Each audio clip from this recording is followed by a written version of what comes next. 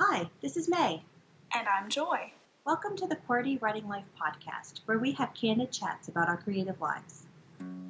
May and I are friends, writers, and creatives who want to share our endeavors out loud. On this podcast, we're here to encourage each other, and you too, and share tools we've discovered or made up. So you can follow your passions with a little support. So grab your tea or your coffee, and let's get started.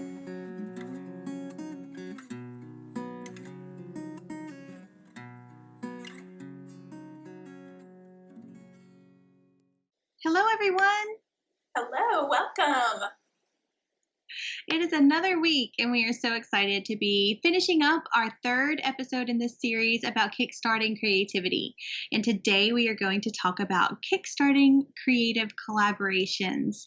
So, super excited about this one. But before we go into that, we are going to talk about our creative weeks. So, Joy, what have you done? Okay, so we talked last week about how we took this class from Maggie Steedwater and how much we've learned and how incredible and amazing it was. And I know May mentioned one of the exercises last week. And so I had to mention one exercise because you might be like me. And so I want you to know that you're not the only person. So here's what I took away from it. I'm stubborn. I'm so unbelievably stubborn. And May's laughing because she already knew that. No, this is like solidarity sister laugh here because I'm with you. I see that in myself. So if you are like us, okay, just know that sometimes exercises or challenges, like our QWERTY challenges, you might be kind of stubborn and you don't want to do them. You might think, this is not going to help me, or, okay, in the case of what I'm thinking of, she challenged us to think of different settings for something, okay, and so my initial reaction was, I already thought that through. I don't need another one. So what I realized though, and this has come up before in the past, whether it be a critique or whether it be whatever, your initial reaction is just, no, I got this. I'm okay. But if you listen and if you try something new and something different, oh my goodness, the possibilities. Such amazing, beautiful things can happen. So there you go. So you did the exercise anyway. I did it anyway. It was a success. It was fascinating, actually. It was quite an interesting study too, because seeing just how vastly different a story would be in a different setting. I didn't want to consider other options. And maybe it was because I knew how much it would change it. But that's a great thing. It just completely and totally makes so many other options possible. So there you go. Very cool. Very cool. So what about you? I am still furthering the creative classwork. So I'm transitioning back into working full-time in the office as well. So I am going from shelter in place May to full-time working mom May again. And I never really quit being full-time working mom May. I just was able to cut the travel, which was actually kind of nice for a good long while there. And now I've got to, actually put on makeup again and, fix my hair again. Nobody wants that. It was so funny. I know. I went back into the office and I was getting ready that morning and my husband was leaving to go to work too. And he looked at me and he was like, it's been so long since I've seen you with your hair down. So at first I was like feeling kind of guilty about it. Like maybe I haven't worn my hair down in a while and he likes it that way and that sort of thing. But then I was like, shut the front door. I have been being a full-time mom and a full-time worker and an author and a podcaster and a. So you know what? If my hair gets put in a ponytail, it gets put in a ponytail. Exactly. For, 4 months or whatever.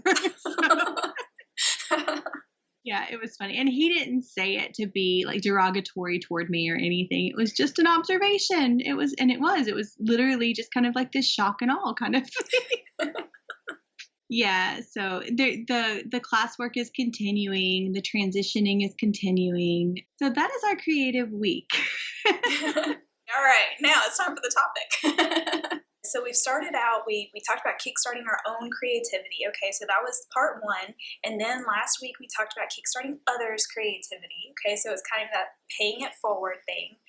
Once you've kind of done that for yourself, you want to share and see the other people around you enjoy that and kind of have their creativity bolstered. So now we're looking at what are some ways you can collaborate creatively with others around you. Now, you never know who you might be able to partner with until you make yourself open to anything. So I'm going to challenge you first to walk around with a collaborative mindset, okay? So I've got a couple of examples for this. The first thing that comes to mind is writers' events. So my local library has been amazing with all of the events that they've offered, and they've continued to offer online now. Before we'd actually get to go to the library and meet in person, but now they've just pretty much moved everything online and continued on with the fun. So I guess it's been, oh goodness, I don't remember, maybe a year and a half or so ago, I went to a writer's event at my local library and I met this girl. Her name's Megan, another Megan. She spells it differently, but Megan Lacarage. And we got to talking. We realized that we actually live on the same street. The same street, people, and we're both writers. Like, how crazy is that? We didn't even know it. So since that time, we've gotten to know each other. I was able to kind of help her promote her book and share about her amazing book with others. She wrote, her first book was My Siblings Still, and it came from her experience with losing a child. And so this children's book is written for siblings who have lost siblings. And it's just a beautiful, beautiful book. And so there was that opportunity, and then, she really championed and encouraged me when my first book came out. And now, we still have this relationship. We're going to have a brainstorming session together via Zoom and all of these kinds of just fun things where, it's someone nearby. And even though we don't write the same things, we're both writers. We're both creatives. We both enjoy these things, and it's something that we can share together. So, and it all started with just being willing to say hi to a stranger, which is a hard thing. That's just one example. And another is in a more recent writers group that was online. I got to thinking, like, what can I share? What can I do to help other writers in my area? And, that can be a little overwhelming when you think about it. Obviously, we don't have the time to critique everyone's work, or we may not have the funds to buy everyone's book, or whatever the case may be, but there's some little nugget that you can do to help someone else. So as I was in this, it was a 3-part writer series. As I was in it, I got to kind of looking at the other writers in this Zoom meeting. I pinpointed a couple who are both writer moms, and they both mentioned the same thing that kind of was my issue a few years ago. Was you've got kids at home, you can't just go to writers groups that meet somewhere else. Like, you're stuck kind of with these kids in the house, and you can't always go to these great events that might be out there. So for them, having these things online was a tremendous thing for them. So I was like, aha, I can send those two a message, give them my email address and say, hey, let me know if you ever have any questions. And then when one of them did actually reach out to me, I got to tell her about Writer Moms, which is a fantastic group of, you guessed it, writer moms. And because we're all in that kind of same time of life, that same season of life, we just understand certain things and certain struggles that are unique to us. So I was able to get her plugged into that community. So now she has a community online. And then another thing about a collaborative mindset was I was walking around at an artist fair, and all these people have these lovely handmade items, and at first you may not think that there would be anything there, but there was this lady who made homemade leather bookmarks. I'm an author, I write books, bookmarks, boom. Maybe we could collaborate on something. So it could be something like that too. Yeah, I actually have a similar experience at an artist craft fair, and walking around, you got to see a lot of really cool stuff. What I particularly honed in on was this lady who did pottery.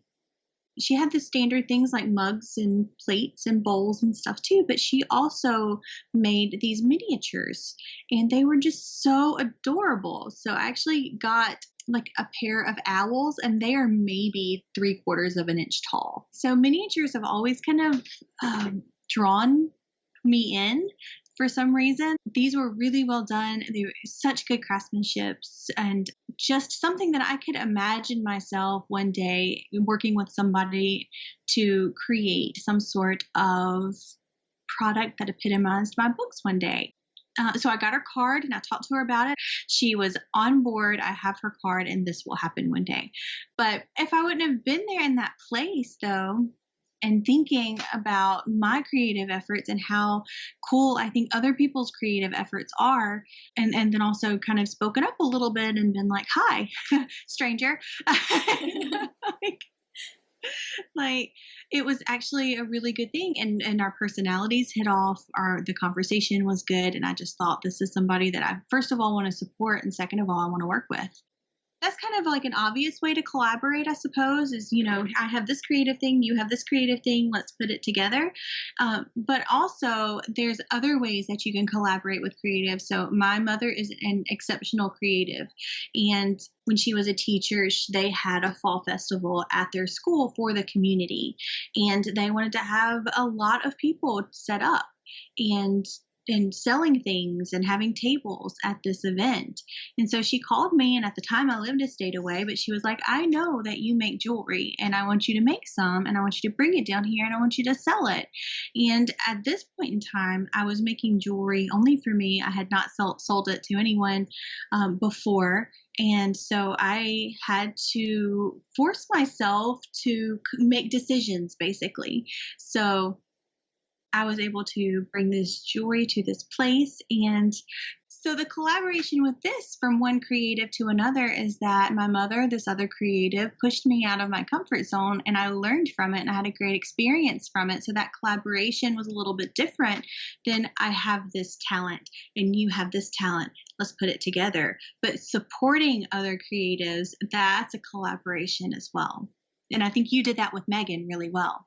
That's a great example and a great point to make, that sometimes it may not always be you pulling your talents, but it may be just simply supporting. Love that. So, and there's a collaborative effort that I want to happen, by the way, between my mom and my uncle, who has opened a brewery in Opelika, Alabama. It's called the Whistle Stop Brew Shop. Oh, my goodness. Isn't that cute? It's so adorable. And I also want to take this moment to openly request a road trip to Opelika to visit the Whistle Stop Brew Shop. I was going to if you didn't. Okay, great. So we'll put that on the calendar too. Yes. But it's just look at the website. It's a really unique, really cool place. And my mom also makes beer bread. She brought up the idea that she would like to make beer bread out of my uncle's beer and sell it somehow, and have that collaboration. And that hasn't happened yet. So Kathy Johnson, Scott Brown, this is something that needs to happen. Mom also sews and she makes the best aprons. So how awesome would it be to have a 6-pack, a loaf of beer bread, and an apron and a gift set for that? I would absolutely just be blown away and so excited to have that gifted to me. So can I just say, and ditto on this, and you guys need to get together. Yes, you already have customers. You just have to make the product now.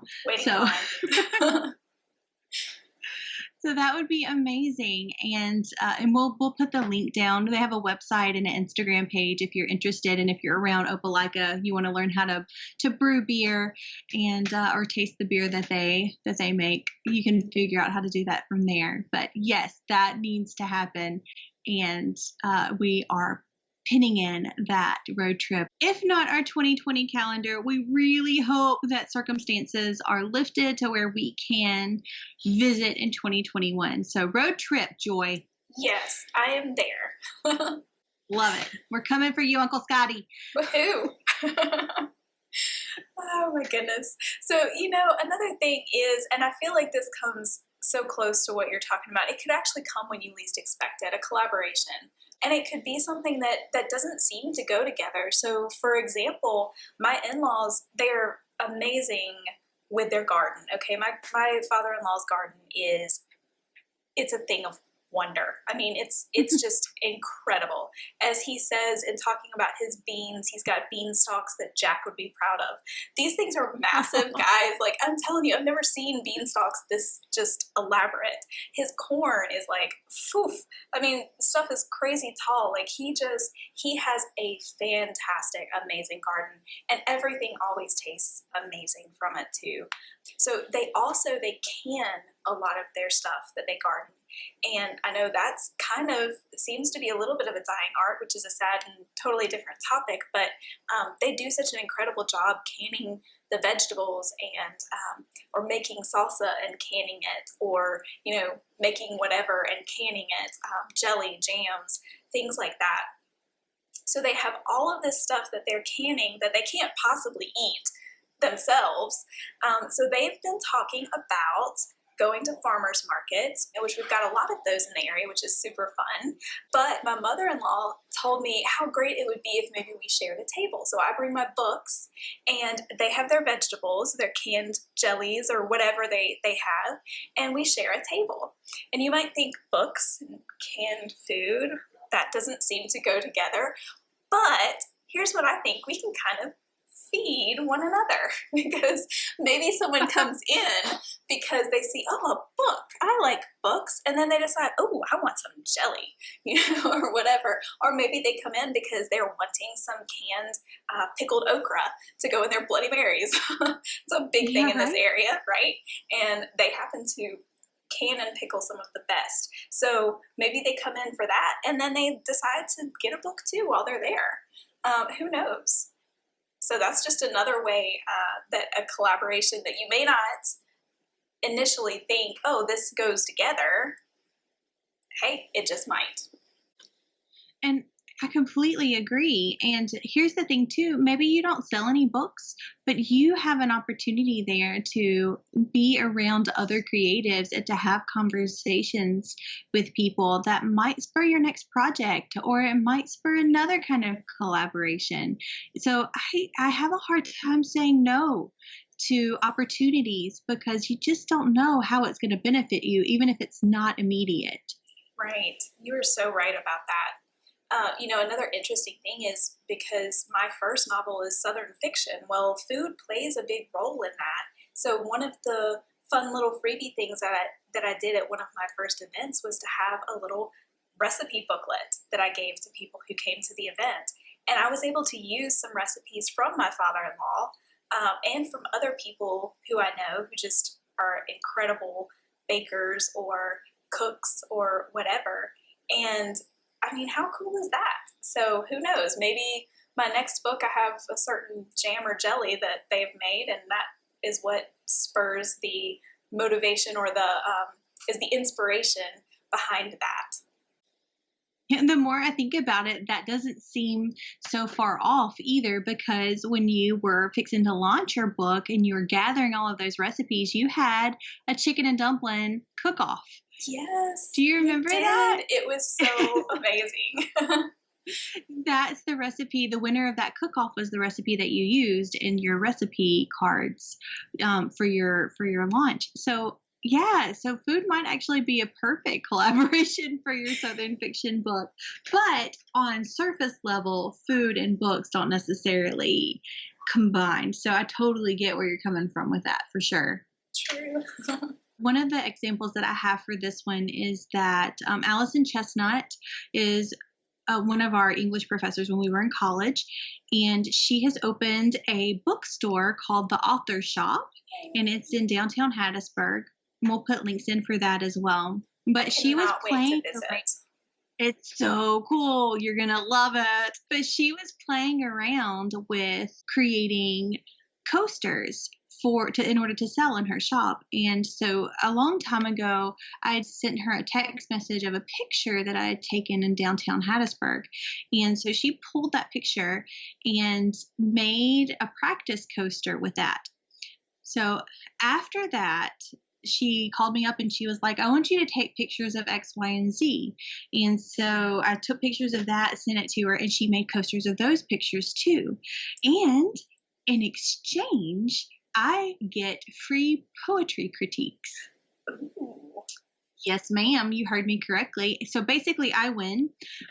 But we take photography is one of my creative outlets. So being able to, first of all, see my photography being in use and in a store is a fabulous thing. And also, I get to feel like I have reciprocated something to her for critiquing my poetry, and her opinion is so valued. So I feel like that this is a situation where I can give back to her, and I am so thrilled to be able to do that.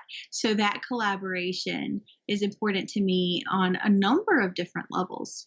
Definitely. You can learn from her and just kind of help her business too, because it's just one extra thing, and she can say, hey, this is a local photographer who's also a writer. And it's just one of those special little things that can happen in a local independent bookstore, which just really excites me because I happen to really love local independent bookstores. Yes, and the author shop is unique in that they are really trying to cultivate a community as well as sell books too. So offering people a place to come in and talk about books together is a really cool thing. Yes. Oh my goodness. Love that. So through all of these examples, I think what we can see is that if you're observant and if you're present and in your conversations and just like in your experiences in your life from moment to moment, if you are there, opportunities for collaboration can just pop up. So the next step to that is to just be brave. And Joy challenges me with this all the time, guys. So she's always reminding me to just be brave and to just ask, because you just never know what people are going to say. Well, and it's not easy for me either. Like, I really have had to push myself to do those things, and I still struggle. Like, it's not an easy thing to just ask, but so that's the thing. You just never know. Some collaborations might just pop up, like you said, and kind of hit you in the face. Other things, you might see opportunities around you, but you might think, well, that's not really for me. So for example, we have this fantastic lady. Her name is Brandy, and she owns the Green Oaks Apothecary here in Slidell, Louisiana. And I love this store on so many levels. They sell homemade soaps and candles, and they have all the essential oils and so many things. She's a huge proponent for, just healthy living and clean living. And Brandy is just amazing too. Like, she's been a huge champion for Old Town, which is kind of like our little downtown area here, and she's been a huge force in having so many incredible events in that area, and just really a revitalization of that area of Slidell. So they were going to have, or they have, an arts evening, and it happens once a year. And so my first thought was, well, I'm not an artist. Like, when I hear that, I immediately think like painters and things like that. I know, shame on me. So here's the old me, new me thing. Old me would have just assumed, okay, painters, that's not me, moving right along. New me, new daring me, actually asked, so I'm an author. Are you interested in having an author for this? And you never know, just ask. The answer was yes. So what was the worst that was going to really happen if they'd said no? I mean, it doesn't matter. It's not like they're going to, do anything to shame me or something for asking. That's not the way that works. So there was really nothing for me to lose and everything for me to gain. So our spring arts evening was canceled, unfortunately, but they've got a new date for it, fingers crossed. And here's where Brandy comes back in. She has decided, since everything's starting to open back up a little bit now, she has decided to reach out to all of the incredible artists in this area, and she is hosting an artist market once a month in the parking lot of her business, the Green Oaks Apothecary.